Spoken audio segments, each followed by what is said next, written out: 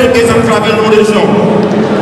Ce qui a renforcé et amélioré le ravitaillement en vivres et en biens de toutes sortes de nos régions. Certains disent qu'on ne mange pas un pont, on mange le pont. On mange le pont. Sans pont, il n'y a pas de transport. Sans pont, il n'y a pas de ravitaillement de nos marchés. Sans pont, il n'y a pas d'autosuffisance alimentaire. On mange le pont et on mangera le pont.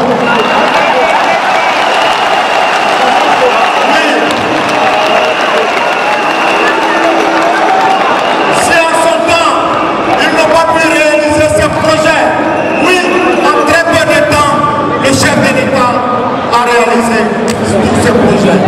Parce que ce que le président Ouattara dit, c'est ça qu'il fait.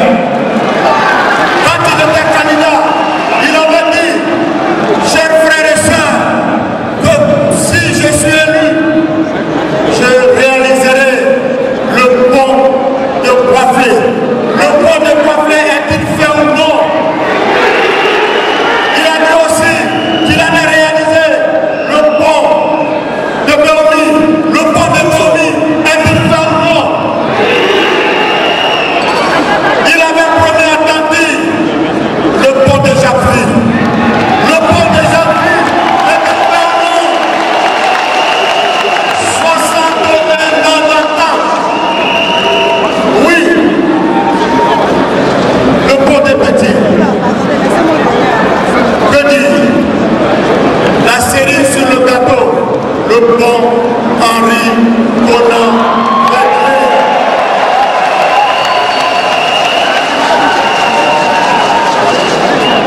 Au titre de l'hydraulique, parce qu'il faut que je rappelle un certain nombre de projets, de chantiers du président, pour que les militants soient convaincus du choix et de la proposition de la direction du parti.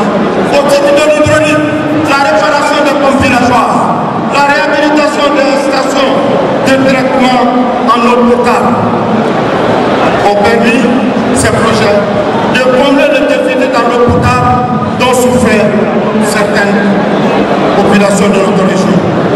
Au titre de la construction et de l'assainissement et du logement, la réhabilitation et la construction de nombreux villages d'assainissement, la réalisation de logements sociaux au profit des populations à faible revenu. Tout ceci a contribué à améliorer le cadre de vie de nos concitoyens. Mesdames et messieurs, la réhabilitation et la construction de nombreux centres de santé, pendant le ministre de la Santé est là, des dispensaires, des CHR, des CHU, ont permis d'améliorer sensiblement la prise en charge sanitaire des populations. La mise en œuvre de la couverture maladie universelle viendra renforcer cette prise en charge sanitaire, n'est-ce pas, Madame le ministre de la Santé? Le programme de l'éducation, ce programme constitue également une grande fierté pour nos populations, pour les citoyens. En effet, au titre des réhabilitations et des constructions, nous noterons en si peu de temps la réhabilitation de 3700 classes du primaire, de 22 lycées, de 8 collèges,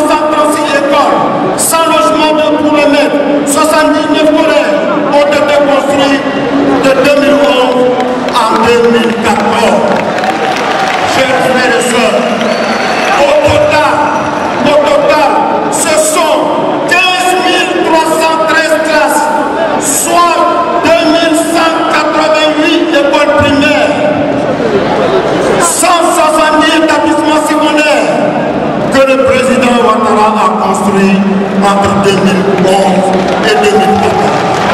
Qui dit mieux?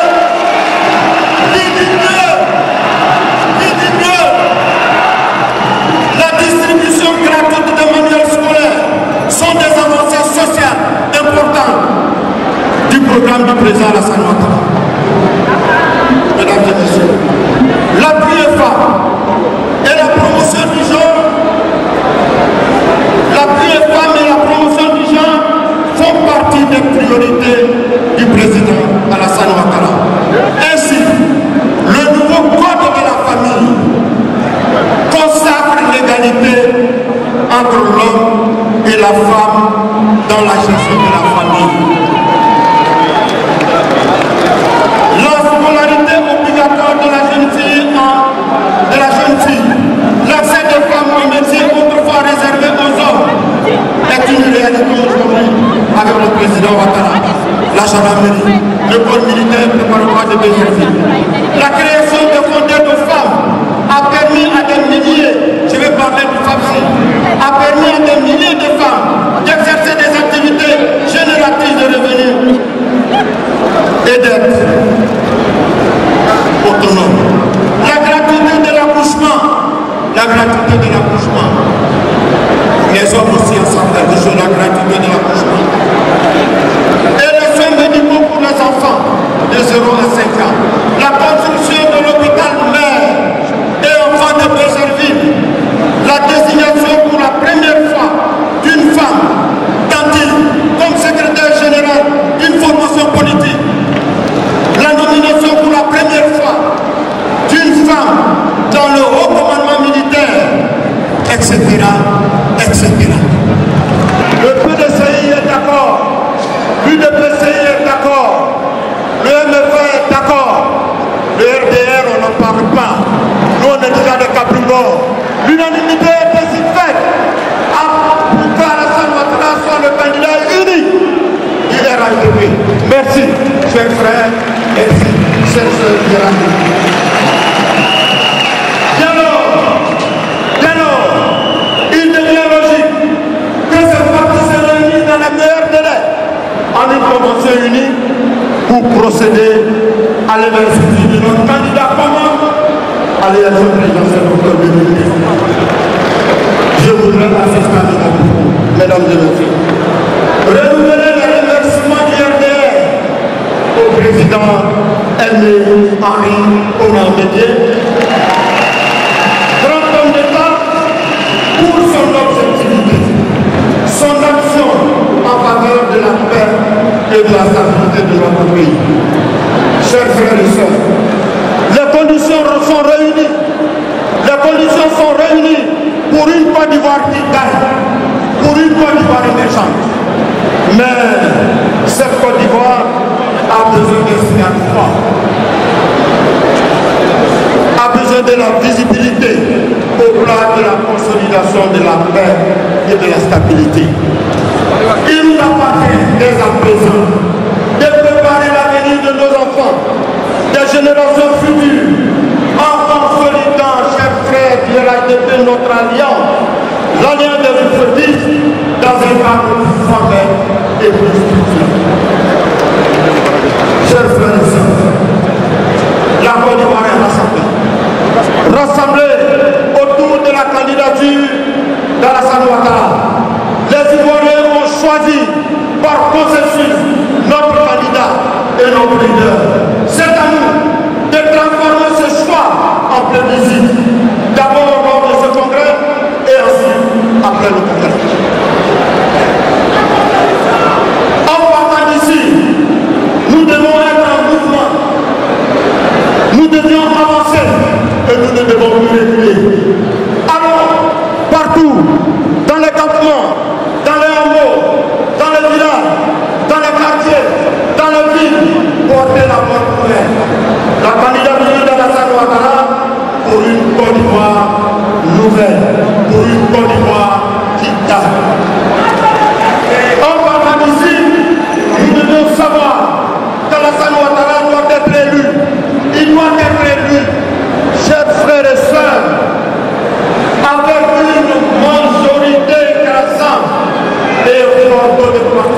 coopération.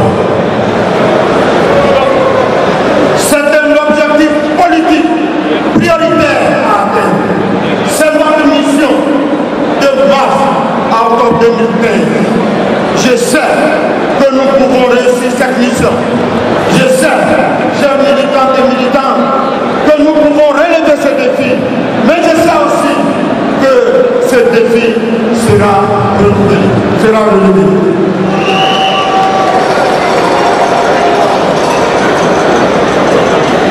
C'est sur ce mot